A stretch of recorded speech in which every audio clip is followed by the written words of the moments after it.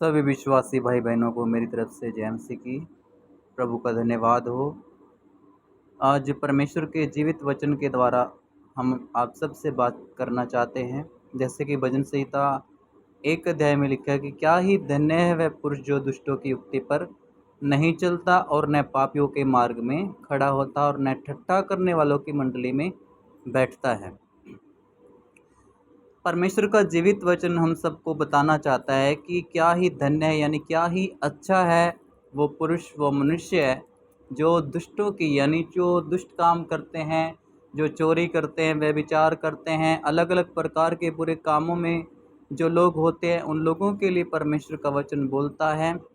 और जो परमेश्वर के वचन पर चलता है उसको परमेश्वर का वचन कहता है कि क्या ही धन्य वह पुरुष जो दुष्टों की युक्ति पर नहीं चलता। यानी युक्ति मतलब यानी कि जो योजना वो लोग बनाते हैं, उन लोगों की योजनाओं से दूर रहकर वो क्या करता है, परमेश्वर की व्यवस्था पर ध्यान करता है। यहाँ पर लिखा है आगे कि न पापियों के मार्ग में खड़ा होता और न ठट्ठा करने वालों की मंडली में बैठता है।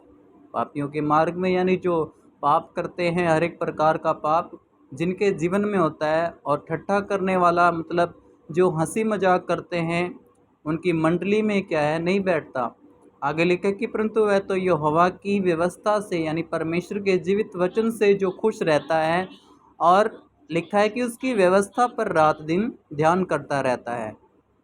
लिखा है कि वो उन दुष्ट कामों से, उन पाप के कामों से, उस ठट्ठा करने वाली मंडलियों से जो मनुष्य है अलग रहता है, दूर रहता है। उसके लिए परमेश्वर का वचन बोलता है कि परंतु वह तो यहोवा की व्यवस्था से प्रसन्न रहता और उसकी व्यवस्था पर रात दिन ध्यान करता रहता है। वो उस मनुष्य के, उस वृक्ष के समान हो जाता है, उस पेड़ के समान हो जाता है जिसकी जड़ें क्या है, लिखा है कि जो बहती नालियों के किनारे लगाया गया है और अपनी ऋतु में फलता है और जिसके पत्ते कभी भी मुरझाते नहीं, और इसलिए जो कुछ वह पुरुष करे वह सफल होता है। तो परमेश्वर का जीवित वचन बोलता है कि जो मनुष्य परमेश्वर की व्यवस्था पर ध्यान करता है, खुश रहता है, उसके बारे में परमेश्वर का जीवित वचन बोलता है, उस पेड़ के समान हो जाता है, उस वृक्ष के समान हो जाता है जो बहती नालियों की, यानी कि जो हर एक प्रकार की गंदगी, यानी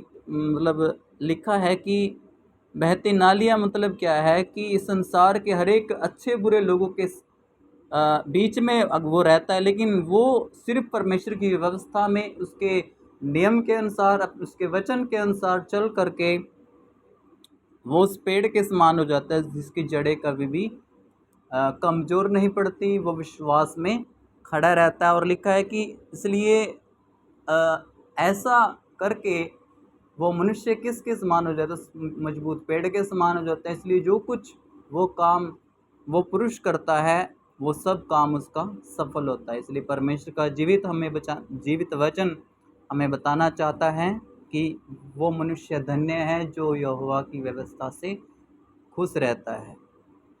परमेश्वर की जीवित हजूरी में आपका स्वागत है और आपका धन्यवाद करते हैं परमेश्वर के जीवित वचन को सुनने के लिए।